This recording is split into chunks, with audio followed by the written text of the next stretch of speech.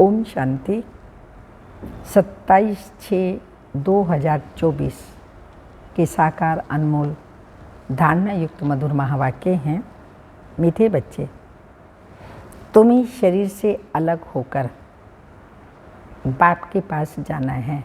आत्मा आई थी और आत्मा ही अकेली होकर के परम धाम शिव बाबा के पास जाएगी। तुम शरीर को साथ नहीं ले जाएंगे, इसलिए शरीर को भूल आत्मा को देखो। खाते पीते उठते बैठते चलते फिरते आत्मा देख रही है, आत्मा खा रही है, आत्मा बात कर रही है, आत्मा चल रही है शरीर के द्वारा। ये अभ्यास पक्का पक्का करना है। क्वेश्चन है, तुम बच्चे अपनी आयु को योग बल से बढ़ाने का पुरुषार्थ क्यों करते हो? आंसर, क्योंकि तुम्हारी दिल होती है हम बाप द्वारा सब कुछ इस जन्म में ही जान लें, बाप द्वारा सब कुछ सुन लें। इसलिए तुम योग बल से अपनी आयु को बढ़ाने का पुरुषार्थ करते हो। अभी ही तुम्हें बाप से प्यार मिलता है, ऐसा प्यार फिर सारे कल्प में नहीं मिल सकता। बाकी जो शरीर छोड़कर चले गए उनके लिए कहेंगे ड्रामा, उनका इतना ही पार्ट था। ओम शांति। बच्चे जन्म जन्मांतर और सत्संगों में गए और यहाँ भी आए हैं। वास्तव में इसको भी सत्संग कहा जाता है।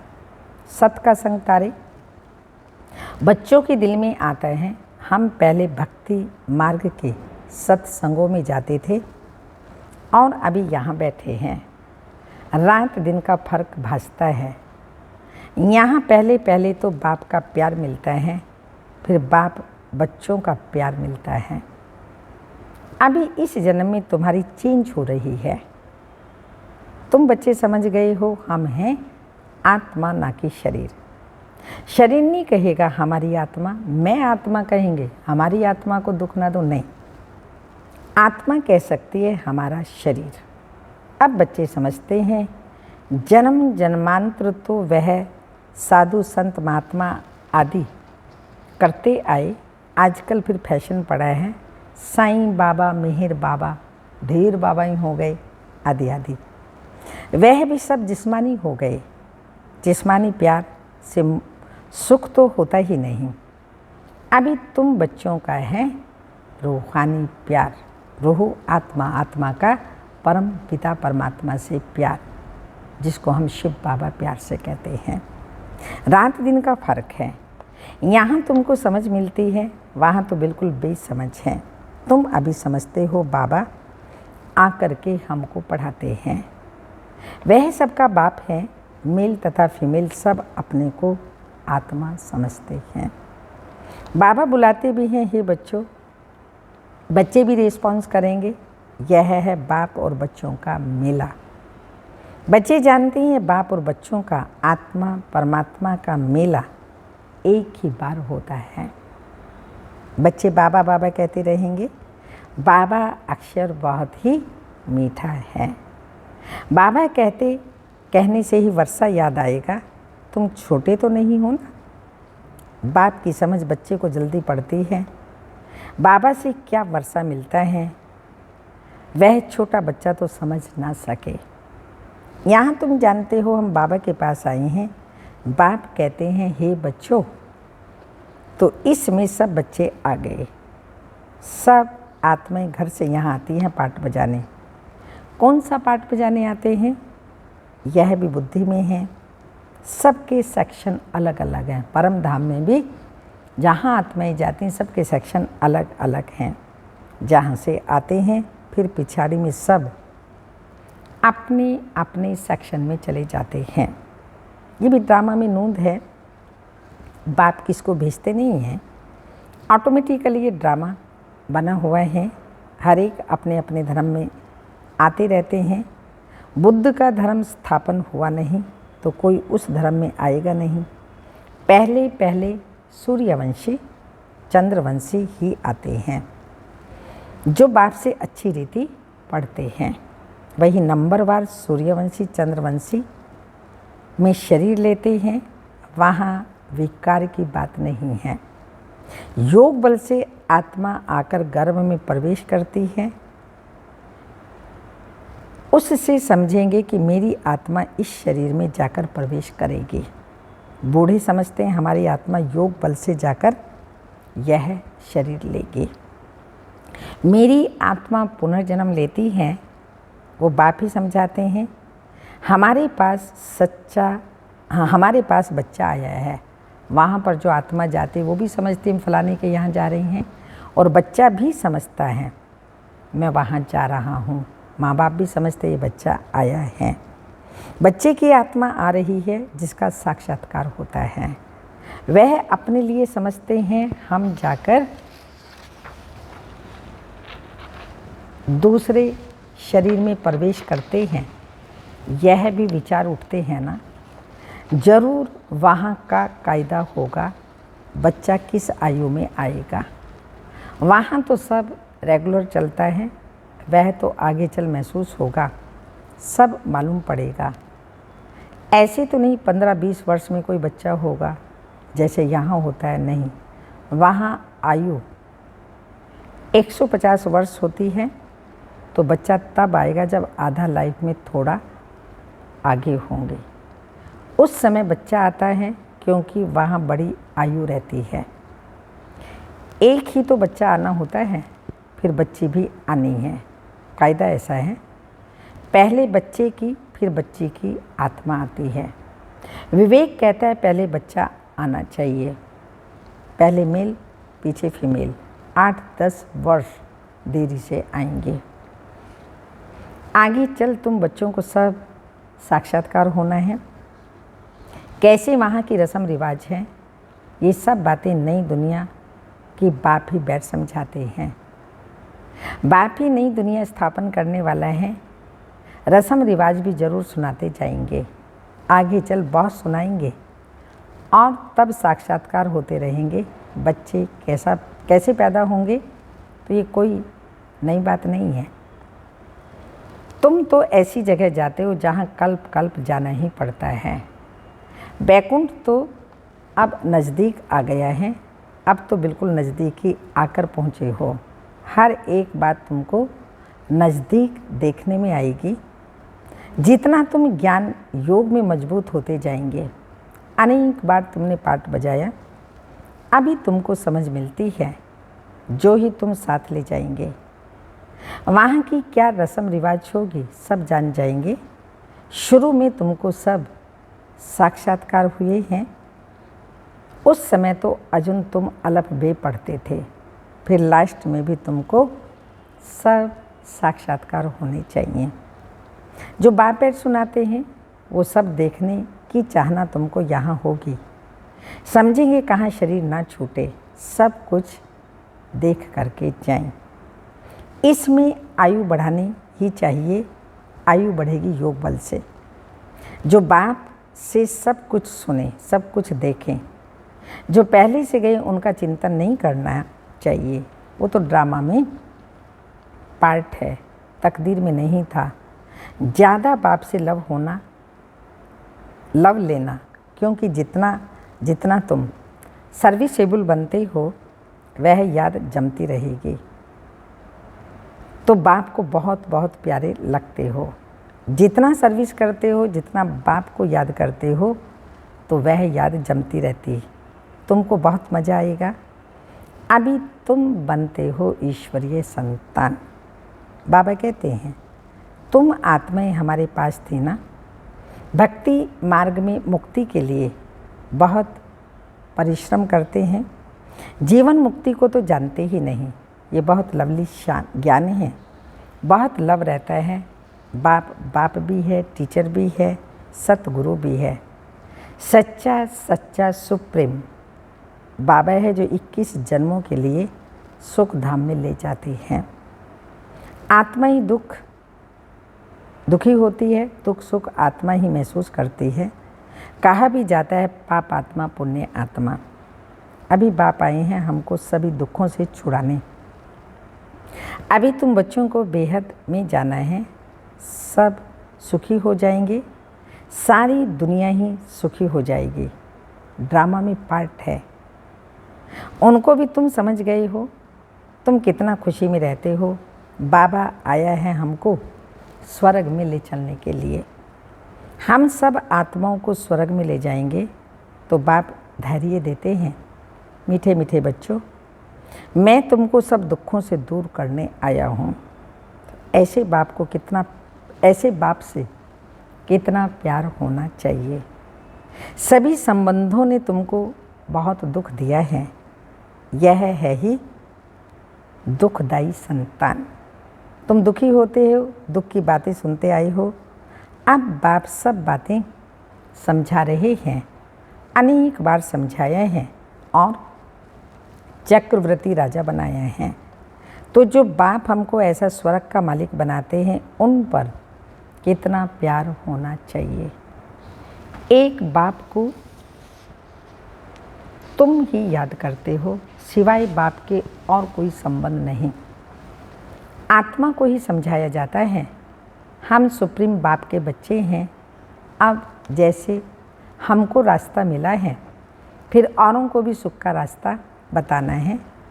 तुमको सिर्फ आधा कल्प के लिए नहीं, पूर्ण कल्प के लिए सुख मिलता है। तुम पर भी कई कुर्बान जाते हैं, क्योंकि तुम बाप का संदेश बताकर सब दुखों से दूर कर देते हो। तुम समझते हो इन्हें भी, ब्रह्मा को भी ये नॉलेज सुप्रीम बाप से ही मिलती है। यह फिर हमको पैगाम देते हैं, हम फिर औरों को पैगाम देंगे। बाप का परिचय देते सब बच्चों को जगाते रहते हैं। अज्ञान नींद से, भक्ति को अज्ञान कहा जाता है। ज्ञान और भक्ति अलग अलग है। ज्ञान सागर बाप अब तुम बच्चों को ज्ञान सिखला रहे हैं। हमारे दिल में आता है बाबा हर 5000 वर्ष बाद आकर हमें जगाते हैं। हमारा जो दीवा है उसमें घृत बाकी थोड़ा जाकर रहा है, इसलिए अब फिर ज्ञान घृत डाल दीप जगाते हैं। जब बाप को याद करते हैं तो आत्मा रूपी दीप प्रज्वलित होता है। आत्मा में जो कट चढ़ी हुई है वह उतरेगी बाप की याद से। इसमें ही माया की लड़ाई चलती है। माया घड़ी घड़ी भुला देती है और कट उतारने की बजाय चढ़ती जाती है, बल्कि जितना उतरी थी उससे भी जास्ती चढ़ जाती है। बाप कहते हैं बच्चे मुझे याद करो तो कट उतर जाएगी। इसमें मेहनत है, शरीर की कशिश ना हो। देही अभिमानी बनो। हम आत्मा हैं बाबा के पास, शरीर सहित तो जा नहीं सकेंगे। शरीर से अलग होकर के ही तो जाना है। आत्मा को देखने से कट उतरेगी, शरीर को देखने से कट चढ़ती है। याद करना, बहुत ज़्यादा कट चढ़ना। लेकिन अगर हम शरीरों को देखेंगे तो भी बाबा ने कहा कट चढ़ेगी। इसलिए आत्मा भाई भाई देखो तो कट उतरती जाएगी। कभी चढ़ती है कभी उतरती है, ये चलता रहता है, कभी नीचे कभी ऊपर। बड़ा नाजुक रास्ता है।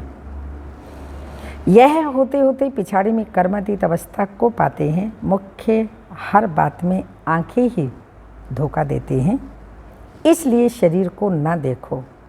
हमारी बुद्धि शांति धाम सुख धाम में लटकी हुई हो और दैवी गुण भी धारण करने हैं। देवता कभी गंदी चीज़ थोड़ी खाते होंगे। विष्णु का मंदिर है जिसको नर नारायण भी कहते हैं। अब लक्ष्मी नारायण तो साकारी ठहरे, उनको 4 भुजा होनी नहीं चाहिए, परंतु भक्ति मार्ग में उनको भी 4 भुजा दी हैं। इसको कहा जाता है बेहद का अज्ञान। समझते ही नहीं हैं 4 भुजा वाला कोई मनुष्य तो हो नहीं सकता। सतयुग में 2 भुजा वाले होते हैं। ब्रह्मा को भी 4 भुजाएं हैं। ब्रह्मा की बेटी सरस्वती, उनको मिलाकर 4 भुजा दी हैं। अब सरस्वती कोई ब्रह्मा की स्त्री तो नहीं है, यह तो प्रजापिता ब्रह्मा की बेटी है। जिससे बच्चे अडॉप्ट होते जाते हैं उतनी इनकी भुजाएं बढ़ती जाती हैं। ब्रह्मा की 108 भुजाएं कहते हैं, विष्णु व शंकर की नहीं कहेंगे। ब्रह्मा की भुजाएं बहुत हैं, भक्ति मार्ग में तो कुछ समझ नहीं तो बाप आकर बच्चों को समझाते हैं। तुम कहते हो बाबा ने आकर के हमको समझदार बनाया है। मनुष्य कहते हैं हम शिव के भक्त हैं। अच्छा, तुम शिव को क्या समझते हो? अभी तुम समझते हो शिव बाबा तो सब आत्माओं का बाप है, इसलिए उनकी पूजा करते हैं। मुख्य बात बाप कहते हैं माँ में कम याद करो। तुमने बुलाया है, हे पतित पावन आओ, आकर के हमको पावन बनाओ। सभी पुकारते रहते हैं पतित पावन सीताराम, यह भी गाते रहते थे। बाबा को थोड़ी मालूम था बाप स्वयं आकर मेरे में प्रवेश करेंगे। कितना वंडर है, कभी ख्याल में भी नहीं था। पहले तो आश्चर्य खाते थे ये क्या होता है। शिव बाबा की जब प्रवेशता हुई तो ब्रह्मा बाबा को मालूम भी नहीं पड़ा, तो आश्चर्य लगता था ये क्या हो रहा है, मैं किसको देखता हूँ। तो बैठे बैठे उनको कशिश होती है, ये क्या होता है। शिव बाबा कशिश करते थे, सामने बैठो तो ध्यान में चले जाते थे। आश्चर्य में पड़ गए ये क्या है।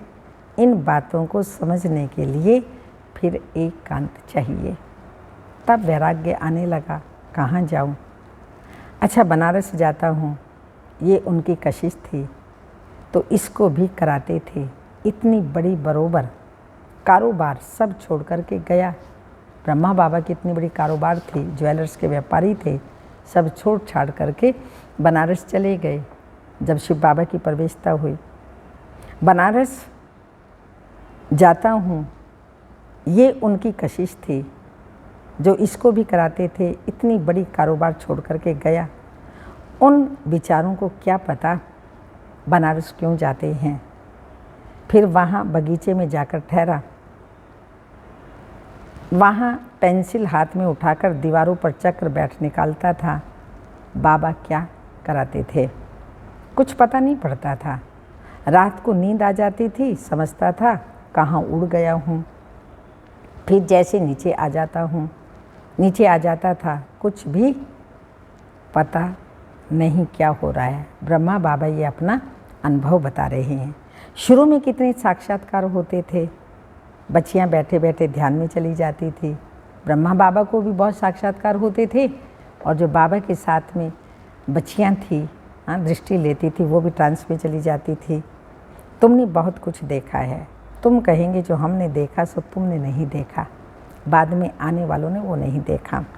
फिर पिछाड़ी में भी बाबा बहुत साक्षात्कार कराएंगे, क्योंकि नज़दीक होते जाएंगे।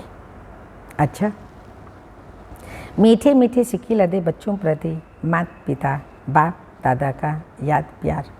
Good morning, diamond morning. रूहानी बाप की रूहानी बच्चों को नमस्ते। हम रूहानी बच्चों की रूहानी माता पिता बाप दादा को याद प्यार। गुड मॉर्निंग, डायमंड मॉर्निंग, ओम नमस्ते। धारणा के लिए मुख्य सार है, बाबा का संदेश सुनाकर सबके दुख दूर करने हैं, सबको सुख का रास्ता बताना है, हदों से निकल बेहद में जाना है। सेकंड पॉइंट, अंत में सब साक्षात्कार करने के लिए तथा बाप के प्यार की पालना लेने के लिए ज्ञान और योग में मजबूत बनना है। बाबा की पालना लेने के लिए ज्ञान और योग में मजबूत बनना है। दूसरों का चिंतन ना कर योग बल से अपनी आयु बढ़ानी है। वरदान, अलबेलेपन व अटेंशन के अभिमान को छोड़ बाप की मदद के पात्र बनने वाले पुरुषार्थी भाव। स्पष्टीकरण, कई बच्चे हिम्मत रखने की बजाय अलबेलेपन के कारण अभिमान में आ जाते हैं कि हम तो सदा पात्र ही हैं, बाप हमें मदद नहीं करेंगे तो किसको करेंगे। इस अभिमान के कारण हिम्मत की विधि को भूल जाते हैं। कईयों में फिर स्वयं पर अटेंशन देने का भी अभिमान रहता, जो मदद से वंचित रह जाते हैं।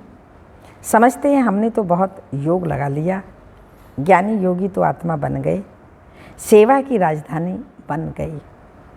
इस प्रकार के अभिमान को छोड़ हिम्मत के आधार पर मदद के पात्र बनो तो सहज पुरुषार्थी बन जाएंगे।